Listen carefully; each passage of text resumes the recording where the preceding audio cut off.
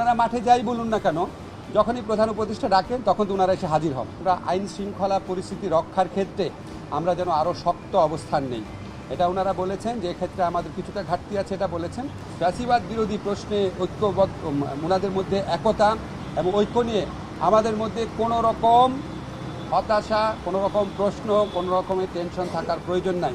আজকে দেশের সাম্প্রতিক পরিস্থিতি নিয়ে আলোচনা করার জন্য আমাদের প্রধান উপদেষ্টা উনি দেশের 4টি বড় দলকে ডেকেছিলেন, বিএনপি, জামাত, এনসিপি এবং ইসলামী আন্দোলন। আর বৈঠকের সময় আমরা কয়েকজন উপদেষ্টা ছিলাম, আমাদের প্রধান উপদেষ্টার প্রেস সচিব ছিলেন। তো আমরা আজকের আলোচনা অত্যন্ত সৌহার্দ্যপূর্ণ পরিবেশে হয়েছে বলে লক্ষ্য করেছি। যতগুলা দল সেখানে কথা বলেছে প্রত্যেকেই বলেছে ফ্যাসিবাদ বিরোধী ঐক্যের প্রশ্নে তাদের মধ্যে কোনো রকম মতভিন্নতা নাই, তাদের মধ্যে কোনো বিরোধ নাই।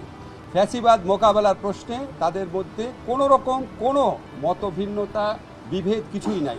কিন্তু তাদের মধ্যে কেউ কেউ বলেছেন, দেখেন রাজনৈতিক মাঠে আমরা রাজনৈতিক প্রক্রিয়ার অংশ হিসাবে আমরা একজন আরেকজনের বিরুদ্ধে মাঝে মাঝে কথা বলতে পারি, কিন্তু এটা না তারা আমাদের রাজনৈতিক প্রতিপক্ষ, তারা আমাদের রাজনৈতিক সহযোগী। রাজনৈতিক মাঠে এই ধরনের কিছু কিছু কথা বলাই হবে, এটার থেকে আমাদের কোনোভাবেই ধারণা করা উচিত না যে ফ্যাসিবাদ বিরোধী ঐক্যে কোনো রকম ফাটল আছে, এই ধারণা আমাদের করা উচিত না।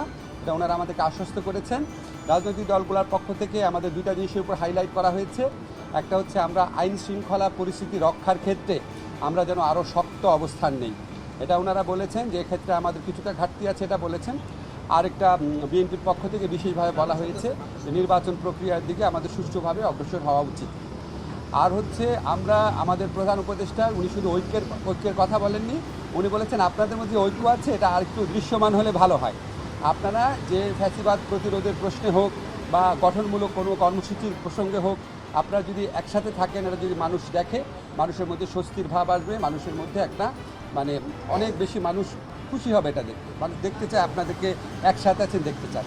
তো ওনারা বলেছেন, একটা আরেকটু হাইলাইট করেছেন যে ওনাদের মধ্যে ঐক্য আছে, এটা প্রমাণ হচ্ছে ওনারা মাঠে যাই বলুন না কেন, যখনই প্রধান উপদেষ্টা ডাকেন তখন তো ওনারা এসে হাজির হন।